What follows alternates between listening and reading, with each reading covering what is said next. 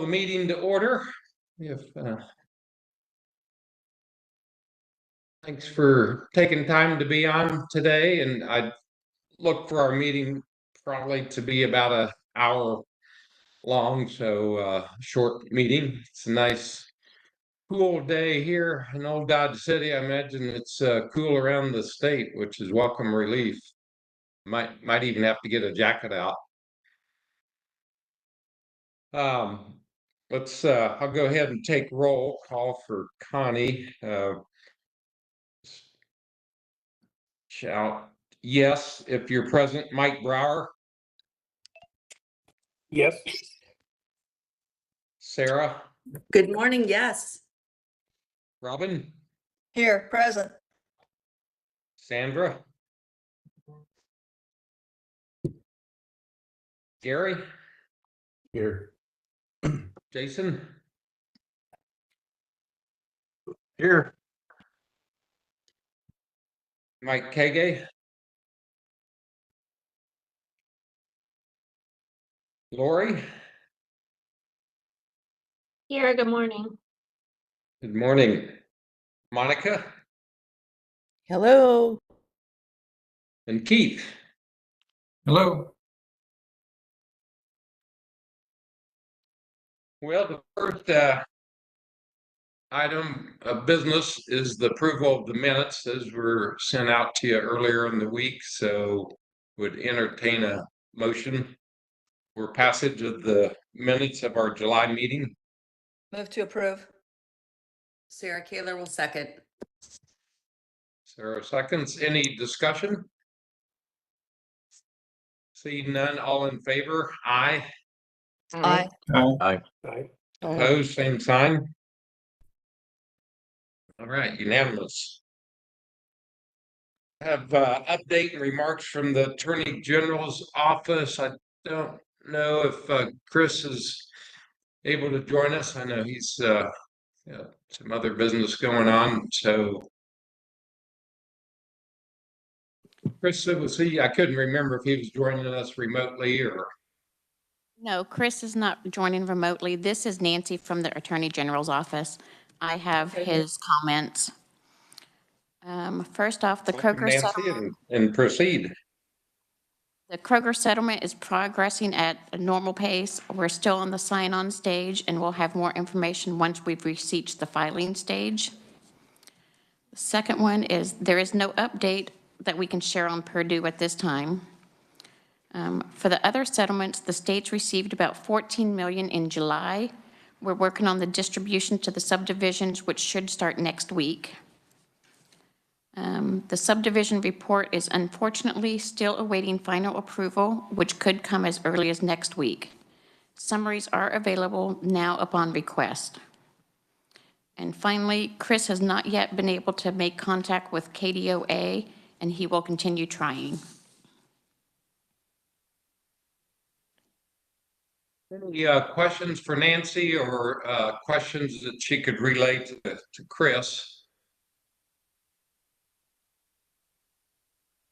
All right, very good. Thank you, Nancy. The subdivision update. Krista, do you want to speak to that? Yep, I can do that. So for the education for the municipalities and the participating subdivisions, the draft guidance document is in the review process. So I sent that over to Chris and then some other partners in the state to review. And so that's in the review process and will be sent out to all subdivisions once it's ready. Later this month, we're going to be offering the first of what we assume will be multiple facilitated conversations about opioid spending ideas, best practices, and available resources.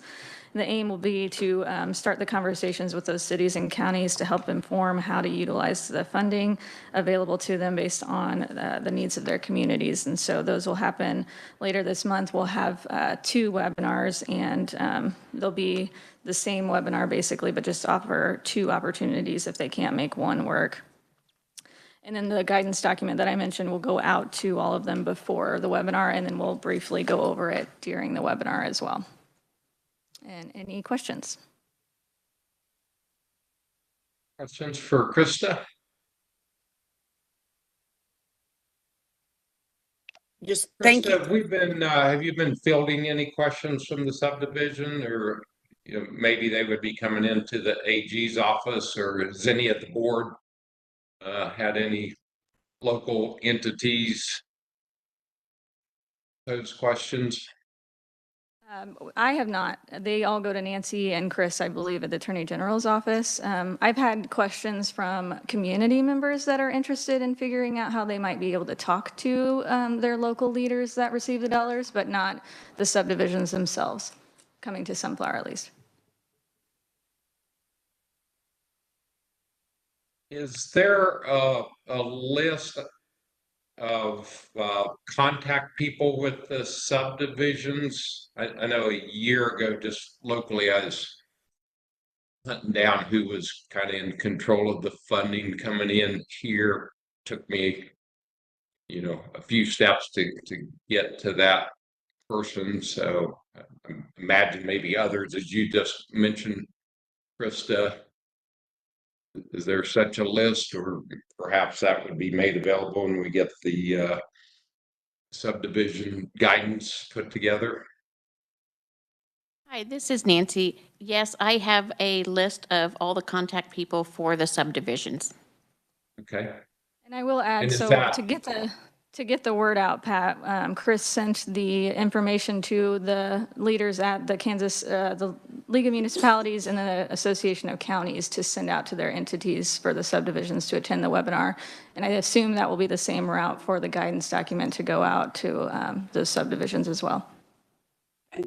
Pat, this is Sarah. We at the league, we have already, we have that education component, and we do have a pretty frequent conversation with other municipalities. And really, the individuals who are involved are the electeds in which the money is entrusted with. So I believe that that's the same for the county. So although there might be people that you can contact, the ultimate vote goes to the governing bodies. So, for instance, the county commissioners or city commission, they would be part of their budget appropriations process.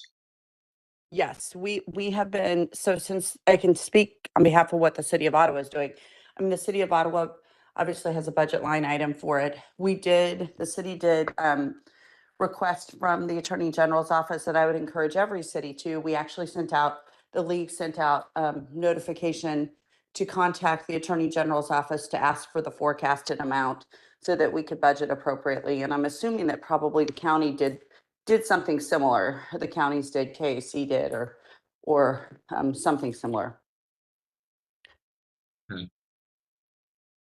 Yeah, just from my experience, I was here locally wanting to find, a specific person that was tracking and perhaps that the commission relied upon. So it sounds like the thing to do is contact, the city administrator or county administrator to find out if there's a specific person kind of overseeing these funds as they come in, or who gives the proposals to the commission. So just was curious myself. So in Dodge City, your city manager sits on the league board, and he's well aware, and what a great guy. So yeah, he's aware of what's going on, and we've had conversations about it.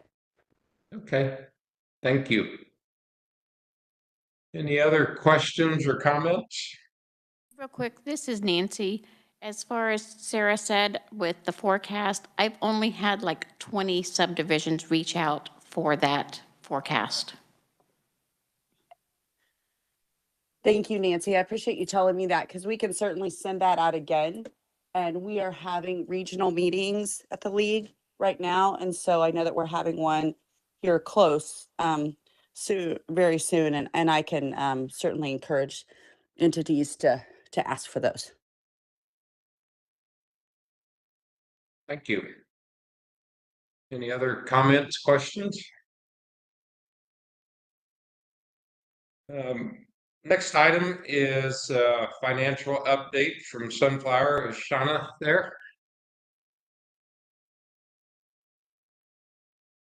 Hi, good morning, thanks. Shanna Zimmer here with Sunflower to offer a fund balance update for the Kansas Fights Addiction Fund as of July 31st. A few notable items. We'll start with the fund balance page. You have a couple of attachments in your packet.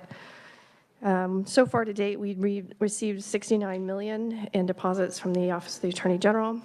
We've earned interest in the amount of $2,152,818.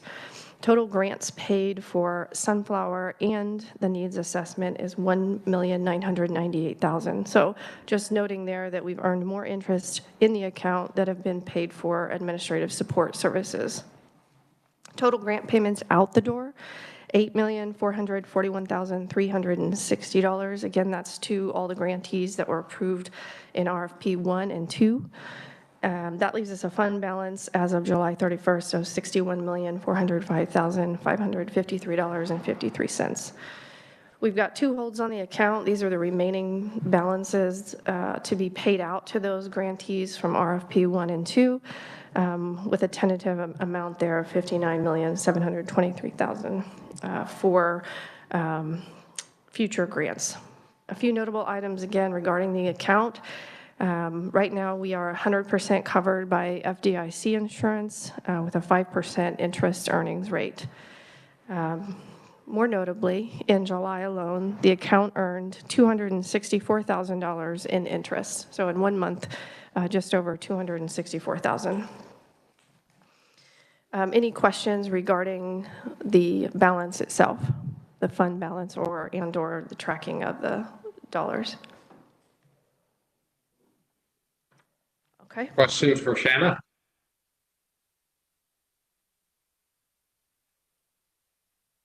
No questions? Okay, we'll move on to Sunflower's invoice for support services. Again, there's a split between direct admin services, including direct salaries, benefits, staff training, the grants management system known as Flux that the grantees are all familiar with now. And then we were, again, recently approved for that 10% indirect rate that applies to all of the grantees as well. Sunflower is requesting a grant in the amount of $101,734.78 to cover our administrative support services fees.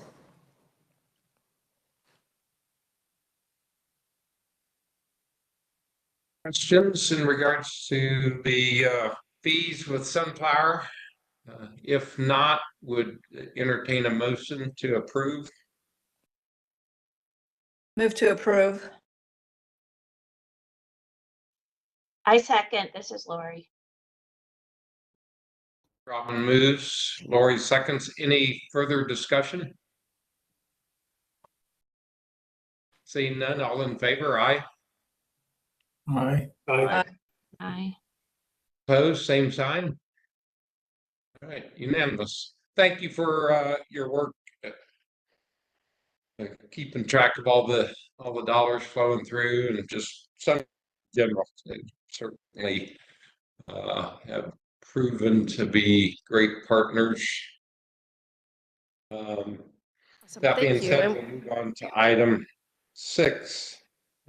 Krista, update with the needs assessment, and also Alyssa with the needs assessment, the interaction with the group from KU. So whichever, I don't know who wants to go first here, but Yeah, hop right in. I'll start. This is Krista with the grant awards and the RFP updates. So RFP 3 closed last Friday, the 2nd. We had 76 different applications, which is compared to 71 we received for RFP 1 last year. We had applications from 66 different organizations. 53 of them were nonprofits and 13 were governmental entities. And we had 27 of those 76 that were new entities applying for grants. And they, with a total request from all of those, just under 17 million, so 16.98 million requested total for all 76 applications. We had a good mix of proposals across the congressional districts. We had 45 from Congressional District 1 that they're planning to propose to address that counties or the congressional districts. So I guess they're not necessarily from those congressional districts, but they are planning to provide services in those districts. So the first district had 45 applicants, the second had 49, third had 37, and fourth had 33. So 33 is the lowest number for all congressional districts, but that's pretty good. So we had at least 33 applications listing to address those that district. We also had a good mix across the priority areas, so the treatment, recovery, harm reduction, and linkages to care areas. We had 61 that planned to propose or plan to work on any of the strategies within treatment. This is 61 of those. We had recovery at 47, harm reduction in 42, and linkages to care at 45. Any questions about RFP 3 results, at least? Questions for Krista? Okay. You guys will also have access to the board portal access. You'll have access to all of those applications soon. Kelly's going to be moving those into your reviewer mode. So when you log into the Flux system next time, you'll have 2 different logins, either a board member or reviewer. And so if you click on the reviewer one, you'll be able to see all of the applications at the same time as our actual external reviewers as well. So you guys have extra time to see and go through those applications than you had last year. So you'll see that whenever you log in. And then each of those applications will have, when you look at them, they'll have a question if you have any conflict of interest, yes or no. And if you have a conflict, it will disappear from your view. So that will help. That's how we'll do the conflict of interest this time for each of those. And then, of course, during the meeting, we'll follow the same procedure that we did last time when we get to that. And then RFP 4, so that one opened on Monday, August 5th. The press release went out from the Attorney General's office, and then Sunflowers Communications sent out an e-news alert, and it's on the website, and I believe we'll be doing some social media and such as well to get the word out. And we already have some confirmation of intents coming through, so, and some questions as well coming through. So I know people are getting the word out. And that is all for grant award updates. If we have any questions before we move on to Alyssa with the needs assessment. Krista, this is Keith Rickard. Maybe you haven't had a chance to review any or most of those applications, but are any of them, can you tell, just a renewal of the previous year's grant activity? I have not had a chance to look into that section, but we did ask those questions specifically. So we have a question about if they're a previous KFA recipient, if the project is similar and how so, or if it's different, how is it complementary or how is it different? So there's 2 separate questions to show that. So we'll be able to look at that when we dive into it. But I haven't had a chance to look at that yet. I know I've had some calls with current grantees asking about that, and I made sure to let them know that they need to make sure the project they're proposing is different and not the same. But we can look into that if you guys want to know next meeting. Okay, thank you. Any questions for Krista? So Krista, all in all, you're happy with the applications? I think you said we were up a little bit. Yeah, I think so. We had 76, like I said, and then we only had 71 last year, and we had about the same amount of confirmation of intents, around 100. And so I think it's pretty consistent and a little bit better than we did last year in that the ratio to completed applications versus the confirmation of intents. And having 27 new organizations applying, I think that's great as well. I assume the reviewers would be much the same as who you used before, so a little easier to assemble them. Yeah, most of them are. We have more this time around, so that we have more varied expertise. But yeah, we have a lot of the same reviewers coming back. And then we added 2 new reviewers with lived experience.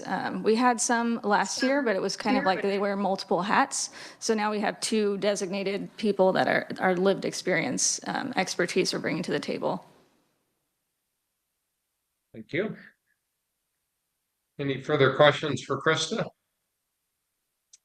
Seeing none, Alyssa, you want to bring us up to speed with the needs assessment? Just go ahead. Yeah, thank you. Good morning, everyone. So my first update is about a webinar that was held on July 30th. That webinar specifically that CPPR hosted was providing details about the overall process of the needs assessment, different work streams, and a little bit of mainly a check-in of this is where we're at, this is what we're hearing, and this is where we're going. So I bring that up because the recording is available and so is the PowerPoint. If any board members are interested in seeing that, and then just also for the general public, that is the first webinar that has gone into further detail in that way. So I wanted to highlight it, and that's available on the United to Transform website.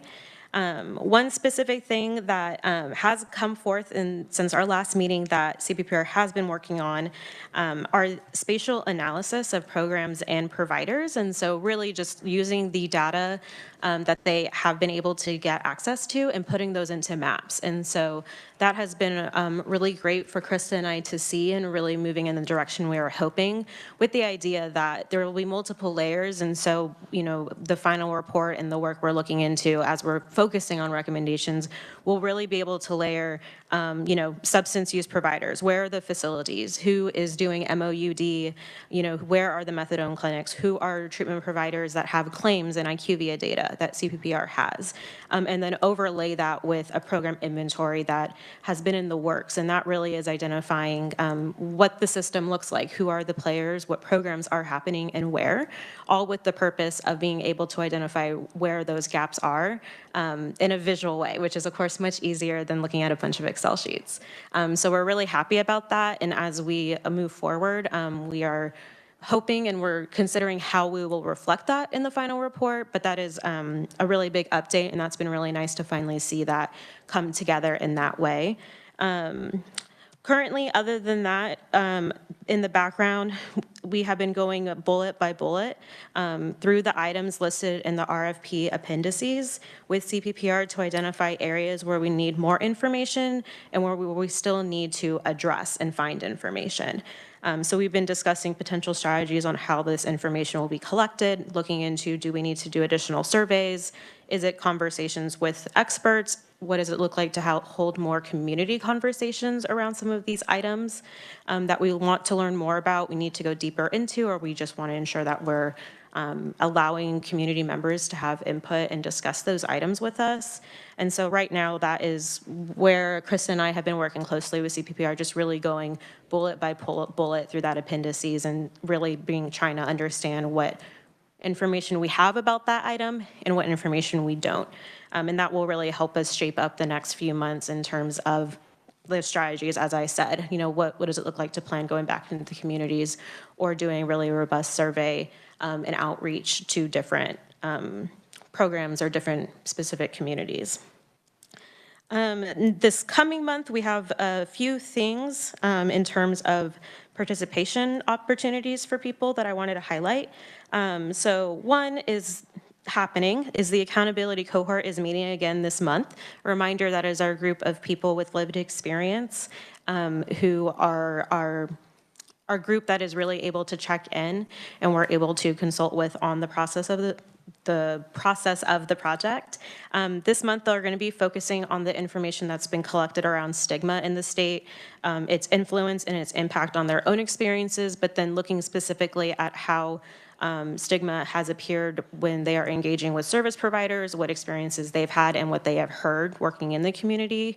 Some of them are peers and do work in different places of the system. And so that will be the focus of this, to really get in and dig a little bit deeper into that stigma aspect. Our next community event is going to be a sense-making event on August 23rd. That's a Friday. It's going to be in Pittsburgh. And so recruitment and social media posts for that have been going really well. But we are still, like I said, that's August 23rd, so we are still promoting that. And with a high focus, as Pat, as you've been mentioning, on those non-traditional partners and doing specific outreach to them, as well as just general and people who are on our listservs, letting them know that it is happening. But CPPR is focusing very much on that specific outreach. The last thing I have here is recruitment is happening for a range of focus groups through the CPPR research team. They have shared that they're looking for participants for 2 specific groups. So people who have experience with family members or loved ones with opioid substance use, and experiences from people in faith communities regarding opioid use within those communities and ministries, and then if they have any insight into programs that their faith communities are doing to address substance use. I can send the information on that to board members if they would like to share that with anyone they think would be interested in either group. The information we have is specific IRB approved language that could just be forwarded on to anyone who would be interested, and those opportunities are also available for people to find and sign up for on the United to Transform website. Those are my updates. Thank you. Questions for Alyssa? This is Jason Hess. Just curious, and I'm sure this has been shared before, I just don't remember. Is there a target date for the needs assessment to be complete and for us to get a report? I'm really looking forward to everything that you're doing, and curious. I'm a little bit, honestly, a little bit nervous about the next legislative session, given the bullet we kind of dodged this past year of having some of our funds with an attempt to usurp our process. And I know we've been waiting to do multi-year RFPs for to be able to look at the information you're gathering. And so I'm just curious if we've set a deadline, and do we have an outcome date? Yeah, so the existing date is still the end of December, I believe, is the plan. However, we still know there's a lot that we need to do, and we still want to have a section of public comment based on the initial ideas of what they're finding and recommendations, and so that might take some time, and they still want to have, I believe, 2 months just for writing of the report.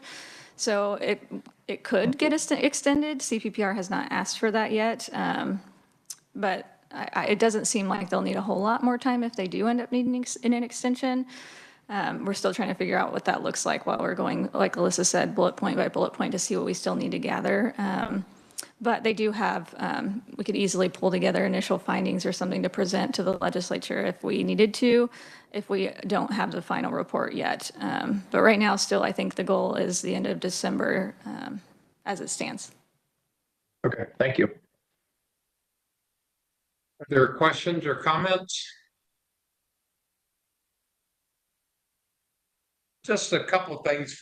First, to Jason's concerns, which we certainly all have the same concern. I have taken hopefully a little preemptive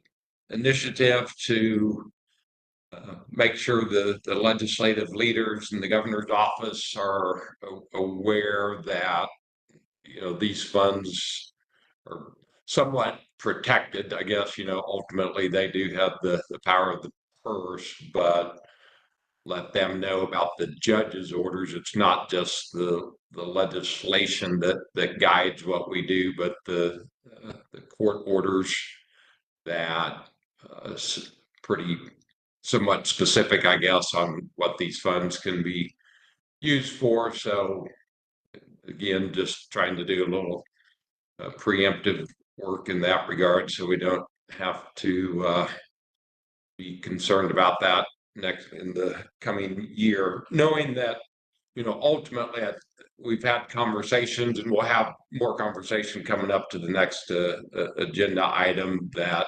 we're gathering with the assessment useful information that will be helpful in doing something out of the ordinary big.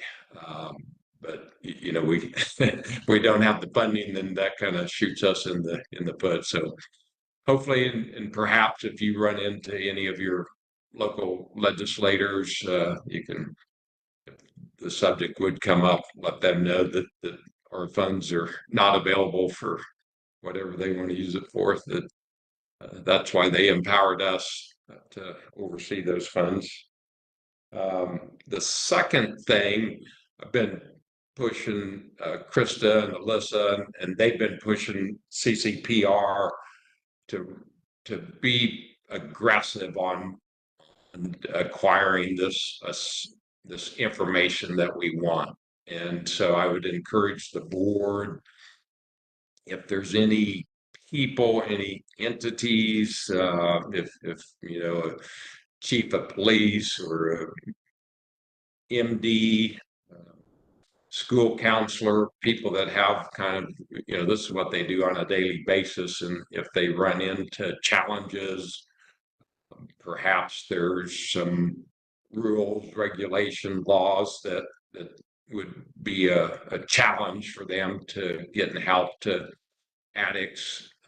You know, that would be good information. Or if somebody that has, you know, experience, that would be useful for them to put together, because this will really be a guiding document. I know that they're are going out of their way to reach out to groups. That perhaps everybody's busy, so to get somebody to sit down, you know, might take one of us to reach out to them and encourage them to participate in this assessment. So I encourage the board to do that, and feel free to contact me or Alyssa or Krista. You know, if you think there's a specific person or group that would be it'd be beneficial for CCPR to reach out to and get that information from them. Any other questions or comments? Really quick, Pat, this is Alyssa. I do just want to clarify one point. I am keeping a close eye on if a potential extension will be needed. That's something that Chris and I have been talking a lot about, and that we've been talking with CPPR. Again, they have not requested it, but we are keeping an eye on what the remaining months and timeline looks like, and what does it really realistically look to get this project put together into a final report. So I am aiming, we're aiming to provide that information if one is needed within the next 2 months before the board reviews the applications. And so we are really focusing on getting that information to you if it is needed. So I do want to let you know that you will know that sooner rather than later. And then, yes, just to what you were saying, Pat, we are always happy to talk to anyone. And I think a big piece of it is just letting us know who you know, and so we can talk to them, whether that's a direct conversation with me or with CPPR. That is a part of how we're going item by item down the appendix list to identify, okay, does this, you know, how does this look in terms of capacity? How do I fit in, you know, my time being for this project? Is it that I'm doing more one-on-one meetings and talking to people and then giving that information to CPPR? Is it me going more into the communities, doing more research? And so we definitely are ramping up on that piece. And I would just say it's never too late to become a part of this project or for us to talk to anyone. And that's something Chris and I are really emphasizing throughout the entire remaining months. It's never too late for us to get input or advice or kind of just any information from anyone who's interested in being a part of this project. Thank you for those comments, and again, encourage the board to share any information or contacts you might have with Alyssa and Krista. Any other questions or comments? Well, seeing none, I see Ed has joined us. Good morning, Ed. I think you're still muted there. There we go. Good morning. Thanks for letting me join for a few minutes, Pat. Good to be with you and the committee again. Our last item, I wanted just to briefly talk a little bit about the collaboration that we've actually been talking about for over a year, and you know, just to set the table here a little bit and then turn it over to Ed. You know, I not daily, but maybe weekly, you know, I think about this committee and the establishment of it, and you know, with the funding that's come in from the opioid settlements, and you know, we've done some great things. We've given out some awards to a lot of great entities. There's a lot of great people doing things to help addicts, and we all have connections to that world, even greater to the whole health community. And we're not the only ones thinking about a collaborative effort and the integration of healthcare. But I feel like we have a unique opportunity, and that's what drives me to, I don't need something else to do in my life. And I know the board, everybody's busy and busy in a good way, but an opportunity to really make a difference in people's lives and literally save lives and do something that's innovative. It's kind of a lofty goal, a dream. But with that being said, there's things that are lining up to where maybe we could pull something off that would be something that other states could look to. And, I think of Ed and I said this to him the other day, a good friend of ours that chaired the tax committee when I first came in. I think Ed has already been a term in the legislature, and we happened to sit next to each other, and we got along. Ed was a great mentor for me, and now to be in these positions 15 years later or so. So these things, I don't know, in my mind, don't happen by accident, and this board here, bring a lot of expertise. I know Ed has a board and staff and Sunflower's staff. There's just a lot of things working in a positive way that, maybe we can make a difference. And so we've already have in place kind of a smaller trial collaborative that Robin is going to serve as a representative from our board, and Ed has a representative, and then also the children's cabinet. And they're going to have a short meeting, and they'll bring something to the board to approve. Of course, we'll be working with the Attorney General's office to make sure we stay within, our boundaries. So that's kind of setting the table. And I wanted Ed just to hop in here, and then if there's any questions, we'll have. I anticipate our September meeting to be in person and spending, a significant part of our time on both this initial collaborative effort and then even the bigger picture. So with that, I'll turn it over to Ed, and thanks again for taking time. I know you're a busy guy, so thank you. Well, you're welcome, Pat, and we're all busy, so thanks for letting me just kind of hop in and share a few thoughts. And Pat is, and by the way, Pat, I think it was 20 years ago, not 15 years ago. So we're older than we think we are sometimes. But I think the goal of this quick little update is just to, I think, keep this idea in front of all of us, give a little bit of update of kind of what the next steps are, which Pat just alluded to, a small kind of subgroup to try to put some ideas together for the different potential organizations, Children's Cabinet, your committee, Kansas Health Foundation, to each consider. And just to keep the idea, maybe keep the momentum going. So maybe just a few things I would offer. Number one, I want to thank everybody on this committee. You all have done phenomenal work standing up this effort, and you have great partners like Sunflower Foundation, and I heard you all talking about CPPR, which we love and adore and utilize for a lot of help as well. So you have tremendous partners, and you all had to create this from scratch over the last year plus, and I hope you're feeling good about your work. I'm hearing people talk about it all around the state, and I'm sure just knowing some of you individually and knowing the reputation of the others who I don't know well, I'm sure you're not satisfied. I'm sure you see a gap between where you are right now with this effort and your hopes and your dreams and your aspirations for it into the future and for Kansas. And I just hope you know that for those watching, you've done a nice job. And yes, there's more to come, but you've done a really great job. So thank you for your time and your service.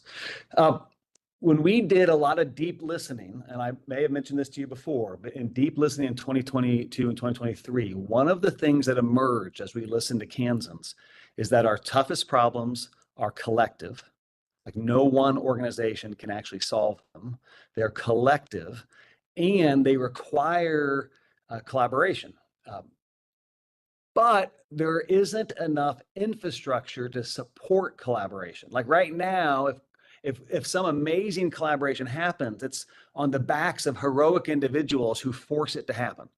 And I think what Pat and I and Melissa, the executive director of the Children's Cabinet, now have been thinking about is how might organizations like ours help create the conditions for collaboration to become more likely, to create some infrastructure to make collaboration more likely. So where this goes, we don't know, and hopefully the subgroup will have some thoughts and some ideas. And maybe there's a couple final thoughts before, Pat, I think what thought was if there are any questions or comments or any advice that people might want to give that small working group, now would be a good time to hear that. As I've thought more and more about this since our last time I visited with you all, one of the things I've been thinking about is I actually don't think groups like yours or ours need to collaborate if we're working downstream is the term. If what we're trying to do is treat people's symptoms and help people who are in desperation and in need, collaboration might be useful, but we can use our dollars, you can use your dollars, and we can help some people and maybe make their lives a little better downstream. On the other hand, though, if we want to work upstream, if we want to try to change the very conditions that have helped contribute to the tough situations people are in, if we want to prevent them from ever even having the need for the type of downstream charitable services that groups like yours and ours often have to provide, I think we have to collaborate. And I think that's really what we're talking about is how do we get further upstream to affect the conditions, the causes, the root causes, and to do that, none of us have enough energy, enough money, enough power, enough influence to do it on our own. One of our big strategies is to mobilize resources to work in concert, allow others to mobilize our resources to work in concert. That's why this is so interesting to us. And Pat and I just keep saying, if we can't model, if two groups like ours can't model collaboration, how do we expect people on the ground to model it? When we have a lot of resources at our disposal, we don't have the pressure to figure out how to stay in business. Your group, my group, we're going to be around. If we can't model it, how do we expect service providers, local governments, local entities, nonprofits to model it? So continue to be very excited to see where this goes. And Pat would be happy to, if people are curious about the Kansas Health Foundation and why this matters so much to us, happy to share thoughts there. And that can also come later on as well. But appreciate the chance to share a few thoughts and would be open to hearing questions or comments from the group. Thank you very much, Ed. Questions or comments for Ed?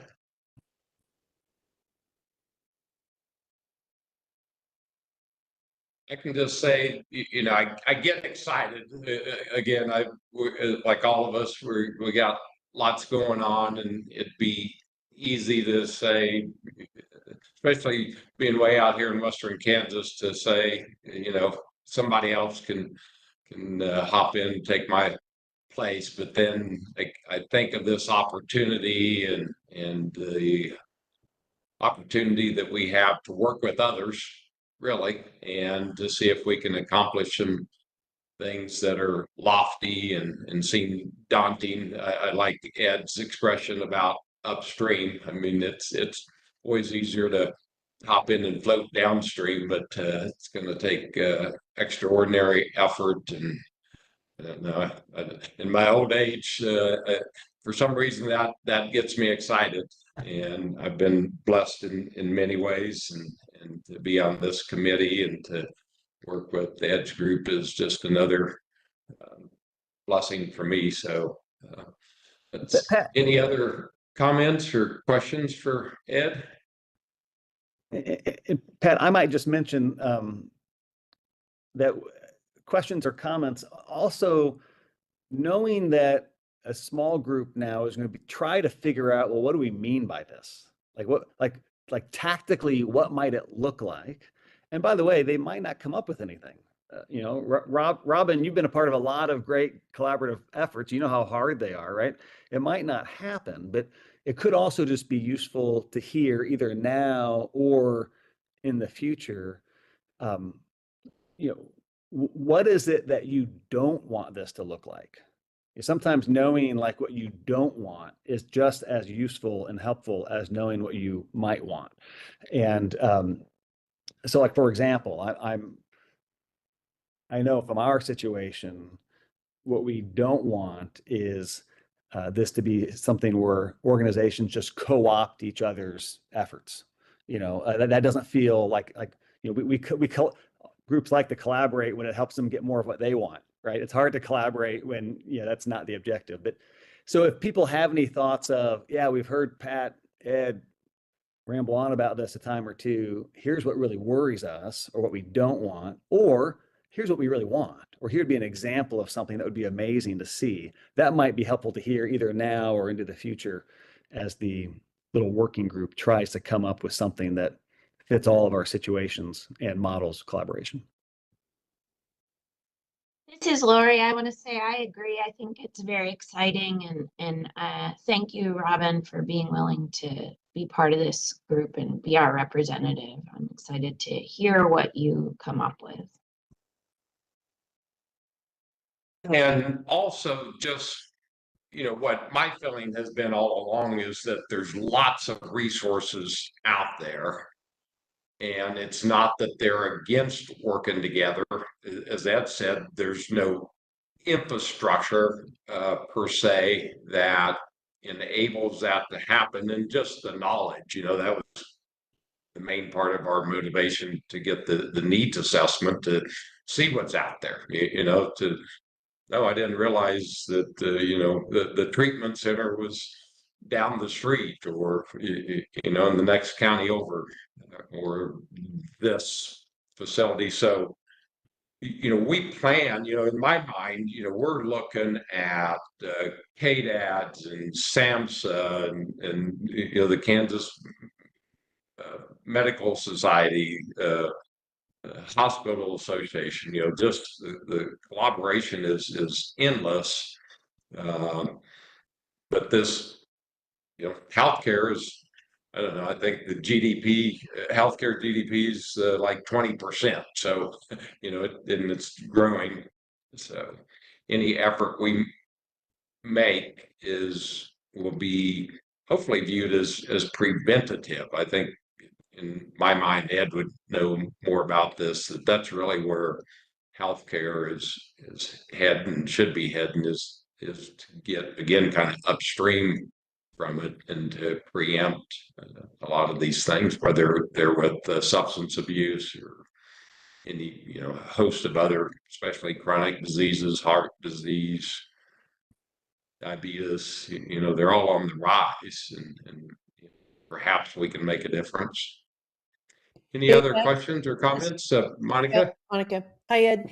Hey, lessons learned from the early childhood world, this idea of data sharing agreements, which are complex, legal, blah, blah, blah. I feel like if we could take anything on as all of us together, this idea of how do we do data sharing agreements to inform, I think is something, and it gets messy fast, but in the early childhood world, we have finally gotten to that point among our agencies that we have an infrastructure to do some of those things. And then I think also I continue to keep in the back of my head that SAMHSA and KDADS need to be somehow pulled into this more. SAMHSA has just invested so many dollars over the last several years, but one of the disconnects I feel like we might end up with is just like with everything with COVID, you hit the cliff and you don't have that extra money. So looking at codes in the state of Kansas, so since we have not expanded Medicaid, and I'm being really good about not saying anything right now, and I would like extra credit for that. Because we have not expanded Medicaid in Kansas to serve adult populations in need, we are all still at the community level, whether it's community mental health center, whoever, just trying to get grant money to cover these things. If we looked at how we could maximize codes through Medicaid, one, but also what could we do with our state insurance department to say, if you're doing business in Kansas, these are the behavioral health things that are expected, need to be reimbursed. We saw that again in the early childhood world when it came to autism services, and looking at it from both perspective, public health insurance and private health insurance. So, and those are big, ugly topics that usually only a big collaborative group can take on. So two rando thoughts. Monica, just real quick, thank you. And I was taking notes, Pat. I saw you jotting some things down too. I think, and they're great examples, like the data sharing example. Like if we have to rely on nonprofits and agencies every time they try to collaborate around data to figure out their own memorandums of understanding and the legal complexities of all that, like it'll happen every once in a while, but the odds of that type of collaboration happening at scale is ridiculous, right? There's no, so like that's a great example of groups like ours might actually be able to make infrastructure around data sharing easy, that none of these agencies or small nonprofits could ever tackle on their own. And your point about codes is great. It's just another example of, it's not sexy. It doesn't feel as good as giving a grant. You all give grants, we give grants, as giving a grant to some nonprofit that's going to go serve somebody in need the next day. And it could make fundamental difference to the outcomes we're getting. So great examples, Monica. Thank you for that. Mm-hmm. Not to speak for Commissioner Vicki Schmidt at the insurance department, but I will. She's a great friend. I know Ed knows her well. I think she would hop on board and like to be part of this as well. I'll reach out to her, tell her I volunteered her. Yeah, I think that's a great idea, Pat. And Monica, just again though, I think those two examples are really good because they are examples of things that your organization or my organization really couldn't probably tackle on our own.